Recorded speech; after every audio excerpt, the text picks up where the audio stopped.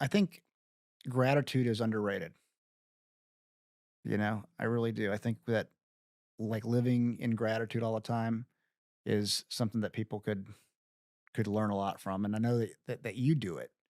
Uh, you're pretty much kind of always grateful, which is really I'm not going to say it's changed the last few years, but you're constantly living outward focused and in gratitude and aware of what that means. Yeah, it's when you hit depression the way I have, you gotta find new ways to make things work, and that's probably one of the biggest things that I've been able to adjust is just creating my own experience through those things: responsibility, gratitude, trust, love, vulnerability. These things like I never would have used in a sentence in my life about 6 years ago, and now I use them every day. Otherwise, I'll die. I won't I'll seen what it creates. It created a lot of pain in my life. And so I had to shift different ways of being. I had to shift who I was being.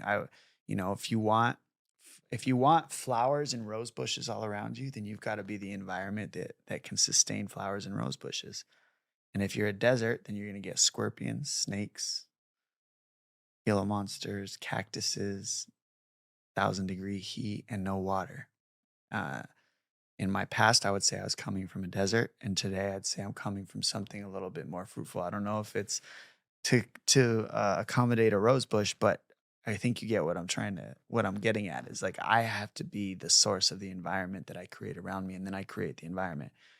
Before, I think I was kind of I was kind of blaming life for happening to me in a lot of ways. I was saying that. mm, the world was the desert and I'm the rose bush and I don't belong in this world. When really I was the desert trying to force rose bushes to grow Mm, and they didn't belong there until I changed. yeah. And you know, really with that shift and kind of changing to be aware of all that and being outward focused, um, what would you say what would you say was the catalyst, like the aha moment, like within there? Probably seeing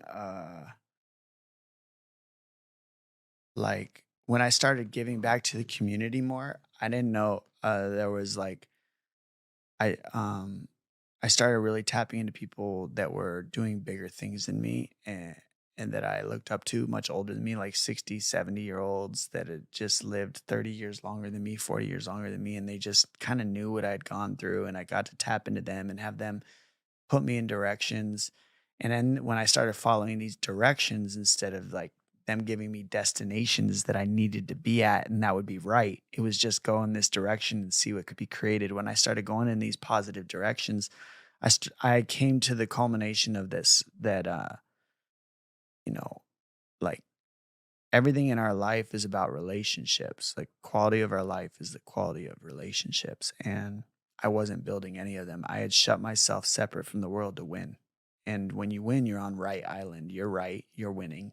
But there can only be one person on that island with you because you're right and you're winning. Mhm. And there's only one way to win and only one right way. And so nobody else is invited. It's just you. And you're right. And you got all the things that come with being right, but you're alone. So I started to learn like I can be right or I can be with. I have a choice. So choosing to be with and start building relationships and be that environment by reaching out to build the relationships with other people and being a source of love and giving to other people and then getting them to stand for themselves and their own dreams and the things that they want, getting people to follow the stuff that they want the way that I followed what I want because maybe they didn't have the mindset for it or they didn't think they could do it. Giving those things back to the community filled that hole that I had inside of me, which was, I need a hot girlfriend and I need a Lamborghini and I need a mansion and I need $1 billion in my account and then I'll be happy. Well, I mean, I had a point where I didn't have that much, but I had all the things that I thought I would need and I wasn't happy. And so I realized, okay, that's not it. That was the blessing of being a world champion and then losing everything and then getting it again and then losing it again is like you get to see the differences. And I realized that the quality of your life through all those ups and downs of having the title and all that is the quality of your relationships, who you have to share all those things with, who you have to, and you hear this all the time from people, but you're asking me what I learned. And this is where the joy comes from is when I started to figure out that I get to give before I and then that's everything.